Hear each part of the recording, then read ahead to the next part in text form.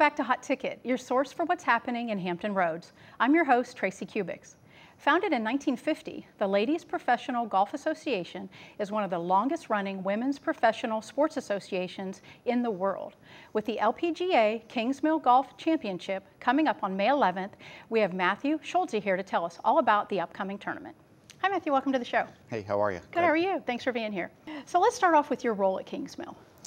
I am the tournament director for the tournament, and one of the changes that we've gone through over the last couple of years is the entire staff that works on the tournament now all work for Kingsmill Resort, Okay.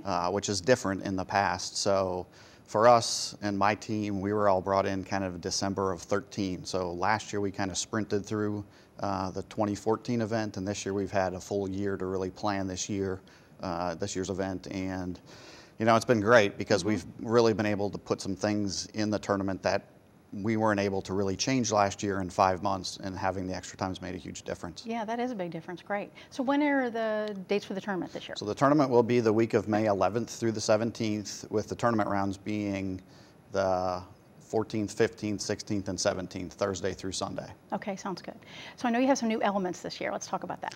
So yeah, we've added, with the extra time, we've added some things like this year we'll have a Patriots Outpost, where in the past we've allowed retired military or active military to come to the tournament for free. This year, anybody who's been in the military, retired, active, reserve, can go to the website and basically register for a ticket that they'll bring in exchange for an actual ticket when they come.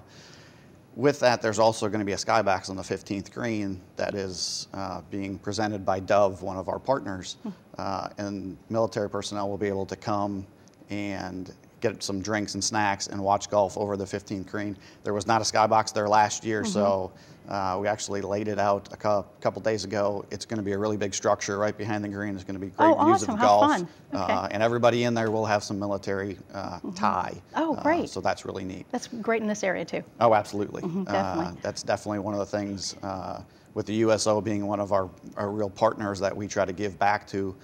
They help us out with some volunteers. We help them out with some financial support, and the military is such a big thing about this area. It is definitely great. So we need to talk about the premier players this year.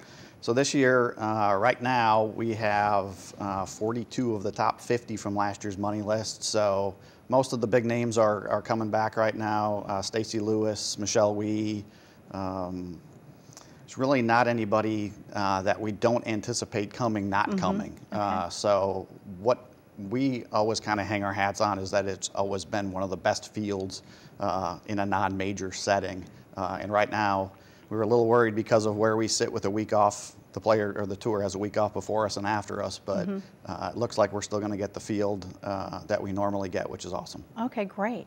And I know that the Pro-Am event is not closed this year, so how does that work? Correct. In the past, the Pro-Am was always one of those things that a lot of people in the area thought you couldn't play in unless you had a connection to the resort or Anheuser-Busch or some of the corporate things that were going on. But with the change in our new corporation who owns the resort now, there is space for people to play, and if anybody had an interest in playing in the Pro-Am, they can just go to the website.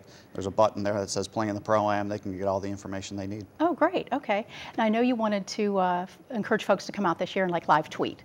So correct. So one of the things with the extra time that we've had this year is the things that we have made different. Some things are bigger and better. Some things are in different places.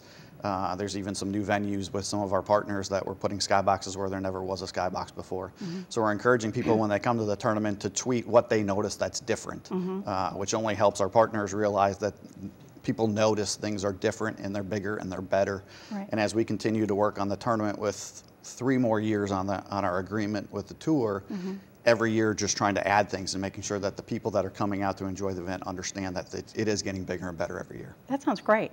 So the last few holes are challenging. We have about a minute left, so if you want to tell us about that real quick. You know, we talk about it a lot. 15 is one of those holes where it's a par 5, and a lot of them can try to make birdie on that hole because they really have to figure out how they're going to get through 16, 17, and 18 without making a mistake. So it's always created a lot of drama as the tournament comes to a conclusion.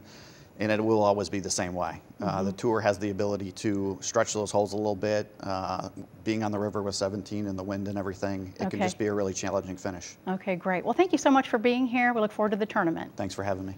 To cheer on the world's best women golfers, get your tickets online at www.thekingsmillchampionship.com. For Hot Ticket, I'm Cristie Kerr.